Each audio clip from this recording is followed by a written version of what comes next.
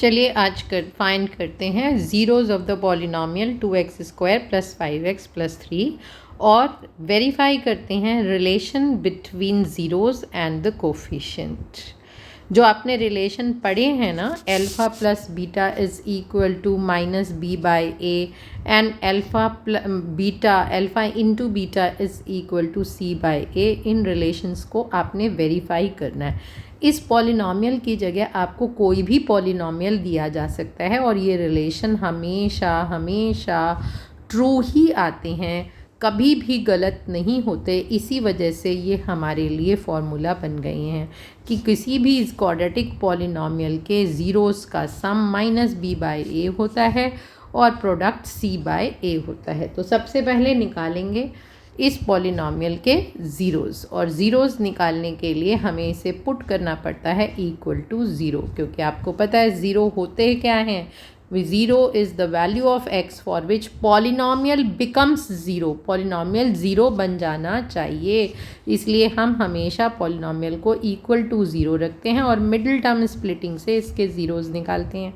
तो 5x को हमने लिखने का ढंग बदल दिया, 2x + 3x लिख दिया है। और जब हमने 2x + 3x लिख दिया है तो बच्चे पहले दो टर्म एक साथ लीजिए, लास्ट के दो टर्म्स एक साथ लीजिए, और अब पहले दो टर्म्स में से देखिए क्या कॉमन निकल रहा है। 2x कॉमन निकल रहा है, तो ब्रैकेट के अंदर क्या बच गया, पहली टर्म ने 2 भी दे दिया, x भी दे दिया, बचा क्या x, और दूसरी टर्म ने सब कुछ दे दिया, 2 और x दोनों दे दिए। जब सब कुछ दे दिया जाता है तो उसकी जगह पे क्या लिखा जाता है, 1।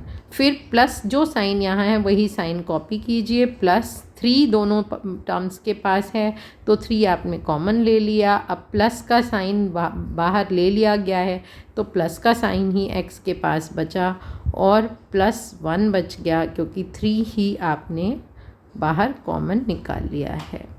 अब पहले ब्रैकेट में जो ब्रैकेट्स के बाहर लिखा हुआ है वो लिख दीजिए 2x + 3, और दूसरा ब्रैकेट आपके पास x + 1।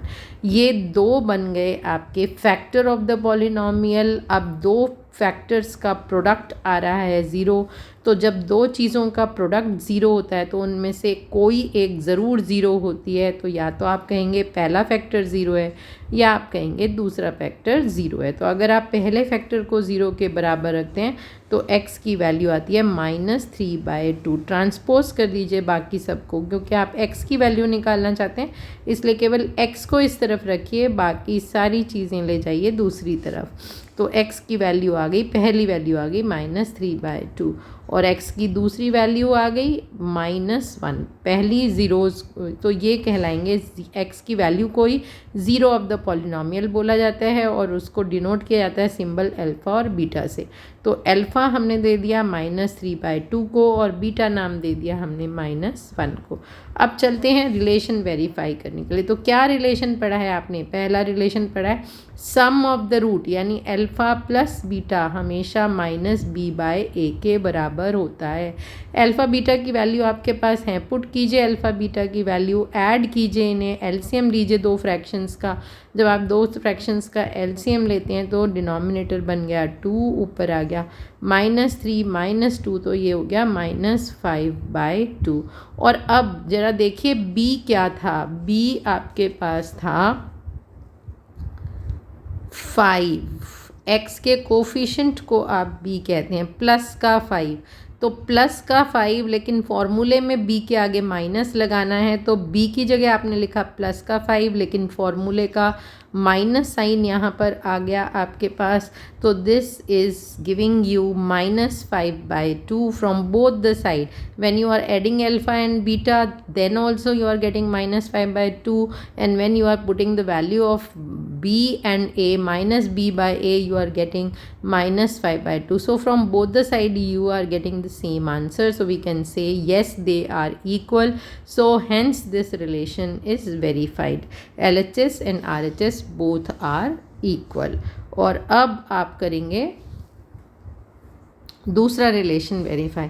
सो सेकेंड रिलेशन है alpha into beta is equal to c/a। Again put the value of alpha and beta. So when you put the value of alpha and beta,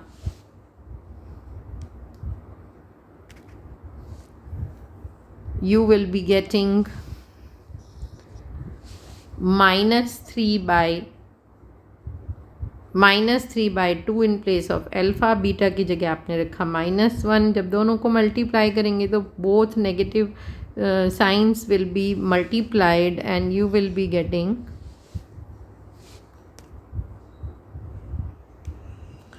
3/2।